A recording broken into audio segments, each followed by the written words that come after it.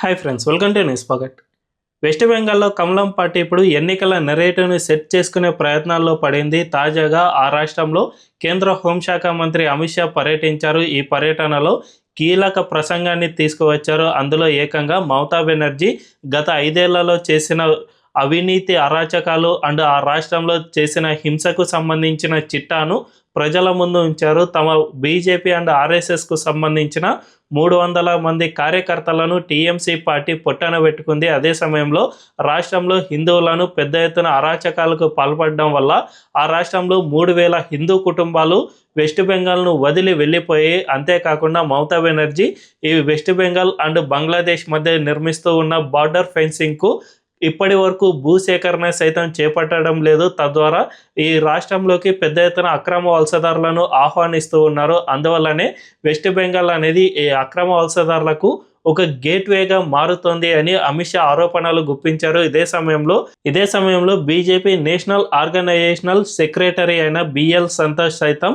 ఈ వెస్ట్ బెంగాల్లోని ఎన్నికలపై ఒక కీలక వ్యాఖ్య చేశారు. అదేమిటంటే, వెస్ట్ బెంగాల్లో జరుగుతున్నది మేము అధికారం కోసం చేస్తున్న పోరాటం కాదు, ఇది మా అస్తిత్వ పోరాటం. అంతేకాకుండా భారతదేశంలోని నాగరికతను కాపాడాలంటే మొదటగా అది వెస్ట్ బెంగాల్ నుంచే స్టార్ట్ చేయాలి. ఆ రాష్ట్రం అత్యంత ప్రాచీన రాష్ట్రాల్లో ఒకటి, అక్కడే మన భారతీయ మూలాలు ఉన్నాయి. కాబట్టి ఆ రాష్ట్రాన్ని కనుక మనం కాపాడుకోలేకపోతే ఖచ్చితంగా భారతదేశంలో నాగరికత నాశనం కావడానికి అక్కడి నుంచే పునాది రాయి పడుతుంది. కాబట్టి ఖచ్చితంగా ఆ రాష్ట్రంలో అధికారం కోసం మేము ఎంతకైనా పోరాటం చేస్తామనే విధంగా రీసెంట్గా వ్యాఖ్యానం చేశారు.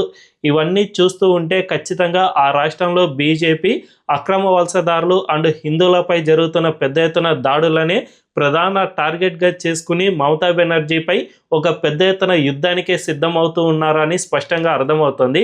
మరి ఈ నినాదాలు భవిష్యత్తులో ఏ విధంగా బీజేపీకి అక్కరకు వస్తాయి, అంతేకాకుండా ఎన్నికల్లో గెలుపొందేందుకు కమలం పార్టీ ఫార్ములా ఏమిటి అనే విషయాలను మనం ఈ వీడియోలో తెలుసుకుందాం. అంతకంటే ముందు ఈ వీడియోను లాస్ట్ వరకు చూడండి. ఇందులోని కంటెంట్ కనుక మీకు నచ్చినట్లయితే ఖచ్చితంగా మా ఛానల్ను సబ్స్క్రైబ్ చేసుకుని బెల్ ఐకాన్ను క్లిక్ చేయడం అస్సలు మర్చిపోద్దు. ఇక డీటెయిల్స్లోకి వెళ్తే, జనరల్గా వెస్ట్ బెంగాల్లో ఇప్పుడు అమిత్ షా చేసిన ఒక ప్రసంగంలో కొన్ని కీలక లెక్కలను సైతం బయటపెట్టారు. ముఖ్యంగా బంగ్లాదేశ్కు సంబంధించిన ఫెన్సింగ్, బార్డర్ దగ్గర ఫెన్సింగ్ నిర్మాణం చేస్తున్న దానిపై కొన్ని కీలక లెక్కలను వెల్లడించారు. మొత్తంగా మన భారతదేశానికి ఈశాన్య రాష్ట్రాలు అన్నిటితో కలిపి 4100 కిలోమీటర్ల బార్డర్ ఫెన్సింగ్ అనేది ఉంది. దీనంతటిని ఇప్పటికే మేము నిర్మించాం, కానీ వెస్ట్ బెంగాల్లో మాత్రమే మాకు ఇబ్బందులు ఏర్పడుతున్నాయి. మిగిలిన 800 కిలోమీటర్ల ఫెన్సింగ్ మాత్రమే ఇంకా నిర్మాణ దశలో ఉంది, వీటిని పూర్తి చేస్తామని చెప్పారు. అయితే దీనికి వెస్ట్ బెంగాల్ సీఎం మమతా బెనర్జీ అడ్డుకుంటూ ఉన్నారు. ఈ రాష్ట్రానికి ఏకంగా 2216 కిలోమీటర్ల బోర్డర్ ఉండగా ఇందులో 700 కిలోమీటర్లకు ఇప్పటి వరకు భూసేకరణ చేపట్టడం లేదు. అందువల్లనే మాకు ఇబ్బందులు ఏర్పడుతూ ఉన్నాయని చెప్పారు. ఈ బోర్డర్ దగ్గర ఎక్కడైతే భూసేకరణ జరగలేదో అక్కడే కీలకమైన జిల్లాలైన కూచ్ బిహార్, మాల్దా, ముర్షిదాబాద్ ఇలాంటి జిల్లాలు ఉన్నాయి. ఇందులో ఎక్కువగా మాల్దాలో అయితే దాదాపు 57 నుంచి 60% వరకు ముస్లిం జనాభా ఉంది. అంటే ముస్లింలు ఎక్కువగా నివాసం ఉంటున్న జిల్లాగా ఈ మాల్దా జిల్లా ఉంది. దీనికి సరిహద్దు జిల్లానే అయిన ముర్షిదాబాద్లో కూడా పెద్ద ఎత్తున, అంటే దాదాపు 60% పైగానే ముస్లింలు అక్కడ నివాసం ఉంటూ ఉన్నారు. దీనివల్లనే ఆ జిల్లాకు బోర్డర్ ఏదైతే ఉందో అక్కడ మమతా బెనర్జీ ఇప్పటి వరకు భూసేకరణ అనేది చేపట్టడం లేదు. అందువల్లనే అక్కడ ఫెన్సింగ్ నిర్మాణం అనేది జరగలేదు. ఈ ప్రాంతంలోని ఎక్కువగా అక్రమ వలసదారులు మన దేశానికి వస్తూ ఉన్నారు. అందువల్ల ఈ దేశంలో ఎక్కువగా అక్రమ వలసదారులతో నిండిపోతుంది అనే విధంగా హోంశాఖ మంత్రి కీలక వ్యాఖ్యలు చేశారు. సో నిజానికి మమతా బెనర్జీ జస్ట్ తన ఓటు బ్యాంకును కాపాడుకోవడం కోసం మాత్రమే ఈ వెస్ట్ బెంగాల్లో పెద్ద ఎత్తున అక్రమ వలసదారులను తీసుకువచ్చి స్థిర నివాసం ఏర్పాటు చేయించేందుకు ప్రయత్నాలు చేస్తూ ఉన్నారు. తద్వారా వారిని తమ ఓటు బ్యాంకుగా మార్చుకునేందుకు ప్రయత్నిస్తూ ఉన్నారు అనే విధంగా కూడా అమిత్ షా కీలక ఆరోపణలు గుప్పించారు. సో ఇదంతా చూస్తూ ఉంటే ఖచ్చితంగా వచ్చే ఎన్నికల్లో మమతా బెనర్జీకి ఈ అక్రమ వలసదారులపైనే ఒక ఎన్నికల నెరేటివ్ను సెట్ చేసే అవకాశం ఉంది. అంతేకాకుండా ఆ రాష్ట్రంలో సందేశ్ ఖలీ లాంటి ఘటనలు, లేదంటే మహిళలపై అత్యాచారాలు, రీసెంట్గా జరిగిన ఆర్జీకర్ ఘటన, ఇలాంటి వాటన్నిటినీ కూడా అమిత్ షా మాట్లాడారు. వీటిని చూస్తున్నా కూడా రాష్ట్రంలో ముఖ్యంగా మహిళలకు శాంతి భద్రతల అంశంలో మమతా బెనర్జీ ఏం చేస్తూ ఉన్నారు, మహిళలను కాపాడకుండా చివరిగా రేప్ ఎవరైతే చేసి ఉంటారో వారిని మమతా బెనర్జీ కీర్తించడం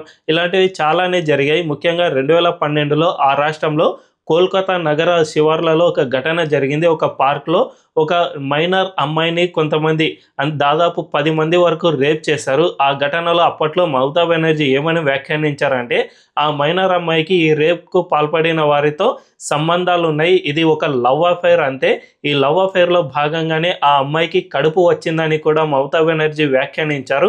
రీసెంట్గా ఒక వారం క్రితమే దీనిపై కలకత్తా హైకోర్టు కీలక తీర్పు వెలువరించింది. ఆ విషయంలో ఈ 10 మంది కూడా దోషులే అని కలకత్తా హైకోర్టు ప్రకటించింది. అందులో ఈ తీర్పును బట్టి చూసుకుంటే వాళ్ళంతా కూడా దోషులు అని స్పష్టంగా అర్థమవుతున్నా కూడా మమతా బెనర్జీ గతంలో బాధితురాలిని అవహేళన చేసే విధంగా వ్యాఖ్యానం చేశారు.